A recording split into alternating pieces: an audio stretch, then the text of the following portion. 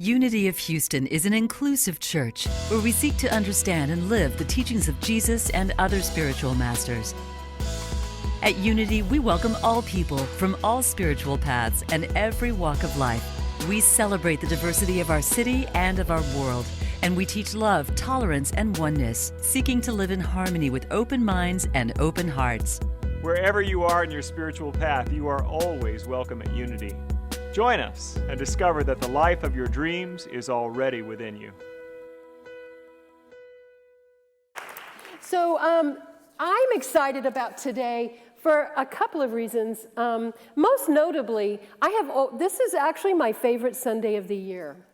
I know that might be odd for a minister to say because there are, some other noteworthy holidays, Sundays in the year. This is actually my favorite because it is so kind of insidious. It's the Sunday that lies between things. It's, as I said at the opening, it's sort of between time. It's sort of like, I think of it more like when you go up a staircase and you come to the landing, and you go to the landing, and then you still have stairs to climb. But you turn, and then you consider whether or not you're going to go. And it's like, maybe not everybody does, but it's a turning point, right? It's a place where you just kind of collect yourself, and then you turn, and then you head purposefully up. This is the opportunity to do that this weekend. This is your Sunday. This is your weekend before the new year starts to barrel through our lives and across our calendars and all the things that it will chase us down the street to accomplish and do because our lives are so busy. But this is an opportunity. I was sharing with somebody in the between services, and she was saying, how it is that it's so unstructured. Thursday isn't Thursday. It's not a usual Thursday. It's a weird Thursday, or it's a Friday, or is it even Friday? I didn't even know. It feels so odd not to have stuff that help define your day. Well, this Sunday is kind of like that. And I have always loved it because it's a turning point. It's an opportunity for you to rethink, what is it that matters most? I'm going to invite you into that, at least if you hadn't thought of it, because this is the opportunity that you can have to purposefully intend how you will enter into not just a new year, but a new decade, into 2020, and all that it will bring for the next 10 years. I know that sounds heavy duty, and I don't really mean to put that on you during your vacation time, but I will offer that this is an opportunity for you to intend what will become of you and how will you become in the world. What matters most to you? And we actually have a good example of that. Jesus was at the beginning of his ministry when he entered into the River Jordan and had John the Baptist baptize him. And in that experience, we have a documented spiritual experience of what came about when he was baptized in the river. And apparently, it shook him up at a deep level, and he went immediately out into the desert and spent 40 days in fasting and in prayer. We also have a documented encounter with the devil. We all have our own, I suspect, devils that chase us around. We call it our ego, which is really what it is. It's those ego thoughts that are either grandiose or belittling us or making us feel disempowered or incapable or wrong-headed or foolish. All of those things that would thwart us. Actually, ego doesn't really care if we're grandiose beyond our caliber, beyond our ability to pull it off, or if we are disempowered way below our potential. Ego doesn't care so long as we're one or the other. The only time ego really feels uncomfortable is when we are feeling good about ourselves and see others as equals to us. That's really how we can thwart the ego, but that's another talk. So today, what I want to talk about, though, is that when Jesus had come back from the desert, he came directly to his town, Nazareth. And this is what Luke tells us in chapter 4. He went to Nazareth where he had been brought up, and on the Sabbath day he went to the synagogue, as was his custom. And he stood up to read. The scroll of the prophet Isaiah was handed to him. Unrolling it, he found the place where it is written, "The Spirit of the Lord is upon me, because he has anointed me to preach good news to the poor. He has sent me to proclaim freedom for the prisoners and recovery of sight for the blind, to release the oppressed, to proclaim the year of the Lord's favor." Then he rolled up the scroll, gave it back to the attendant, and sat down.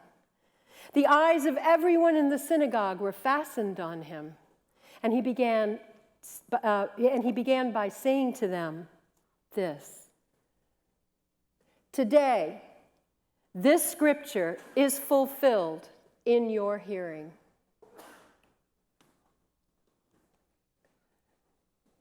What a pronouncement. The prophet Isaiah. That this huge task that he has just read, he just took on for himself and knew himself having these words were true for him. He wasn't just reading on behalf of the community. He was reading because he knew it to be true for him. To begin anew, to start something new, to take on something that you have never done before, to begin to see that you have a role to play, a part to play in the world, is momentous. And it feels impossible and bigger than you, but it requires something of you as well. It requires a change, a shift, another way of seeing yourself. How do we follow Jesus' example? Well, one way that I use to break out of my old habits and patterns, my way of seeing things, I love to use the term that my teacher, Jerry and Stav Stefaniak, taught me. If I could have it any way I wanted, I would, and then fill in that blank.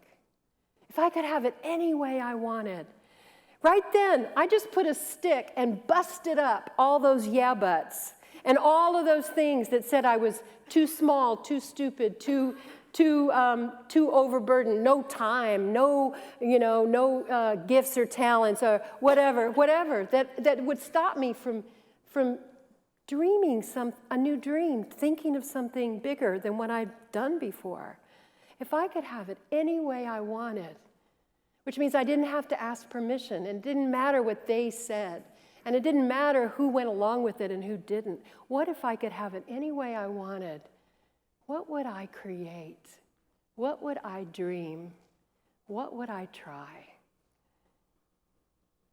What would it be like if that happened? What would it be like if I tried this or did that? Do you see? It really starts by breaking away all of the things that usually stop us in our tracks and bring us back into the narrow confines of upper limit and lower limit. We usually don't drop down too far below our lower limit, but we rarely break past our upper without a lot of fear. And so the deal is, if we just try to throw the traces off for a minute and allow ourselves to begin to imagine, what would we do? Who would we be? What could we engage in? Who should we call next to invite in to this crazy idea that you have? Meister Eckhart, the mystic, says, "And suddenly you know it's time to start something new and trust the magic of beginnings." There is something inside of you that's tick-tock, tick-tock, tick-tock. Now's the time.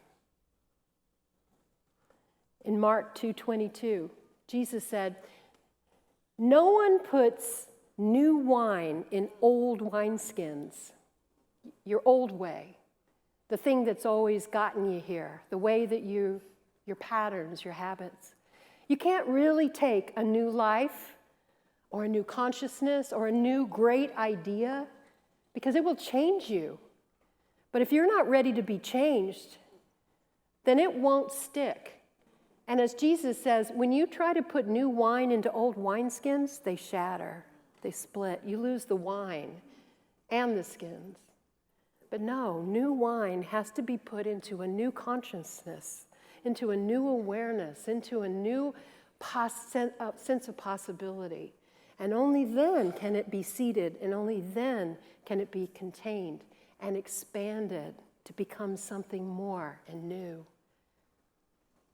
Jesus was teaching us by his very life this time in ours.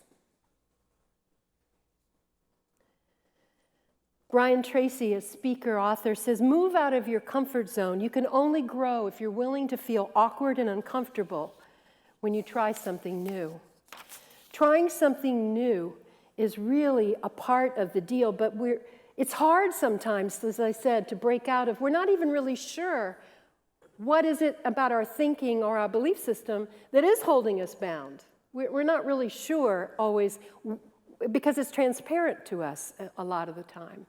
So I want to tell you about Joseph Campbell.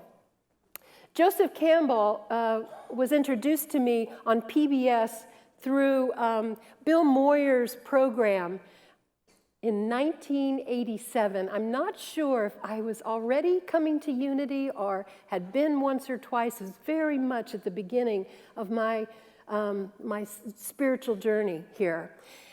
And I was folding clothes, and my husband, this is 1987, was changing channels on the television, you know, local channels. There was no cable. That's not what we were doing. We were just doing this. And I was letting him because that's what he did. And so I was just folding clothes and just kind of watching. And there was this old gentleman there who was talking with Bill Moyers. And he said some things that were so astounding to me. He said them not like these were things he had learned somewhere or read about. He didn't quote a reading. He didn't quote another author.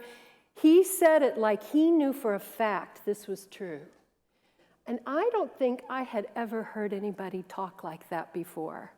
Everyone always was referential to somebody else or never assumed that they had it figured out, but somehow he did. And I said, honey, put that channel changer down. And we both sat slack-jawed listening to every crazy, impossible thing he was talking about. And somewhere in that conversation, and I became interested in the series, found out it was a series and started watching the whole thing, owned it, recorded it on my VHS. Yes, I know, it's a long time ago. Everything, I mean, I hand wrote it. I would just say, I love that. And all that's to say, there was this description that Joseph Campbell gave of the temporal life and the eternal life, the difference between temporal and eternal. And this is how he described it. He said, in the center of the earth, there is an invisible line that penetrates the entire earth, around which the earth revolves.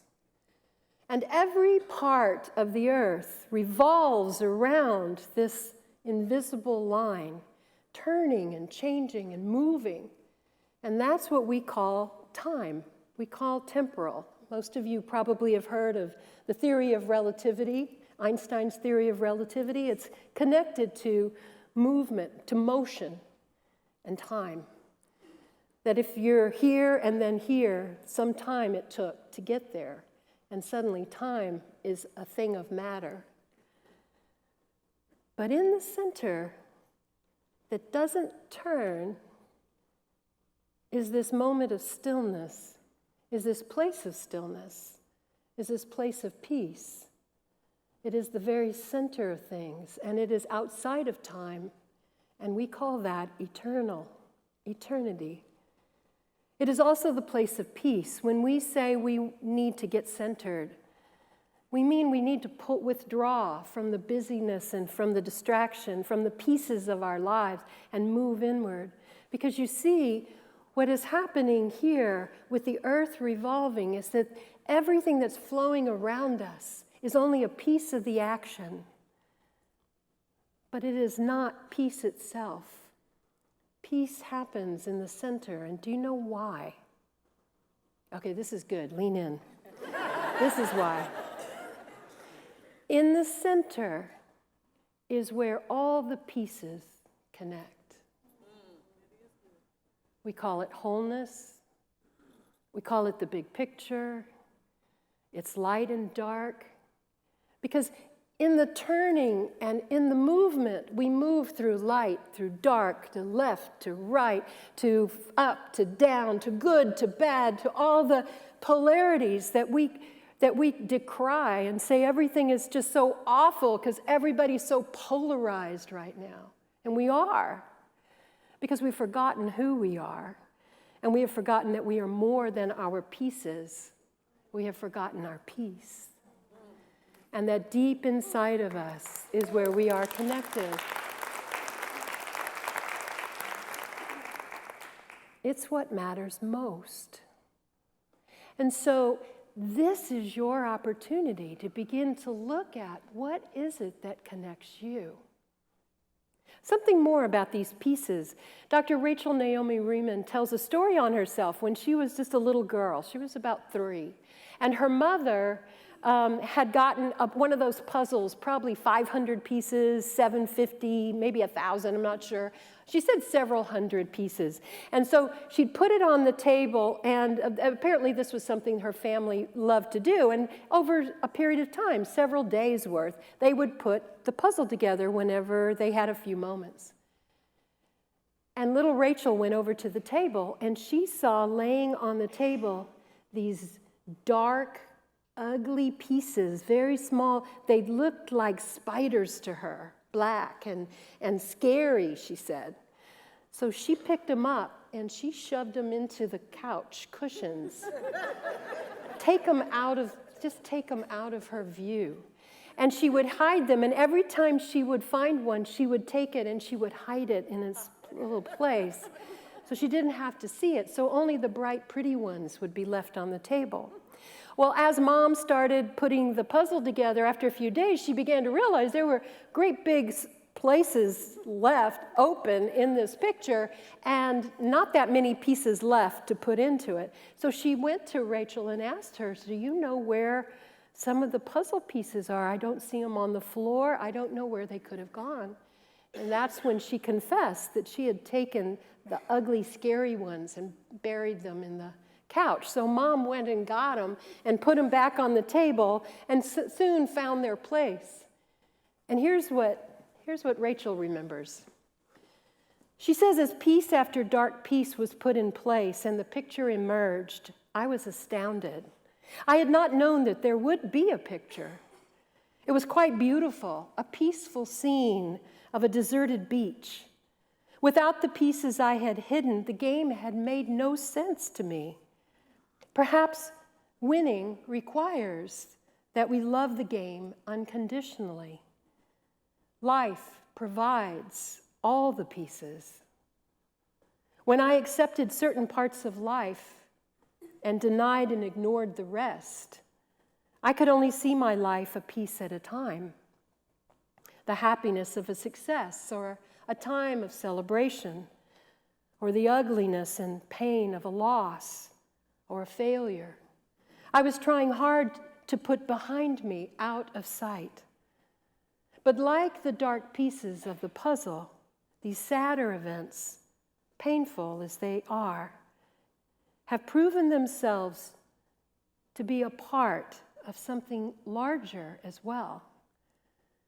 What brief glimpses I have had of something hidden seem to require accepting as a gift every last piece. For God is not a God of confusion, but of peace. When we take sides that one is right or one is wrong or good or bad or foolish or whatever, When we do that, we have forgotten in the moment the wholeness of the relationship that we may have, even if we don't know them well, even if they're far away from us, what they represent to us, how we look to other people as well, who would say some of those same things about us. Do you see? We are really connected at center, at depth. We are connected one to another, and any given opinion or idea does not really define us. It's only what we're saying in the moment. It's only where we are in the moment. There's so much more to each and every one of us that we ourselves need to find a way, a language, a place for us to go deeper in ourselves first, to recognize the center of someone else, or to give it space, or to give it room for knowing it exists. We are all more than we appear, and we are becoming something greater with every decision we make, with every choice, with every passing year, and with the opportunity of a whole new decade. I can't imagine what will be, where we'll go, what we'll do. Can you? This is our opportunity. This is our time. What if you could have it any way you wanted? What if you knew that the Spirit of the Lord is upon you because you have been anointed to preach good news to the poor, to proclaim freedom for the prisoners, recovery of sight for those who failed to see, to release the oppressed, to proclaim the year of the Lord's favor? What are you willing to do to create and participate in a bigger picture in our world? Justice, fairness, protection, healing, creativity, creating, producing something new, unheard of. You are the hope of the world. And let me tell you that what matters most is that you live from that center in you. Please do it. God bless you all. Thank you for watching this message today. I'd like to invite you to join us in person here on campus at Unity of Houston for Sunday morning or Wednesday evening services. If you can't be with us here on our campus, you can still join us live on Facebook or on our website, unityhouston.org, Sunday mornings at 11 a.m. Central.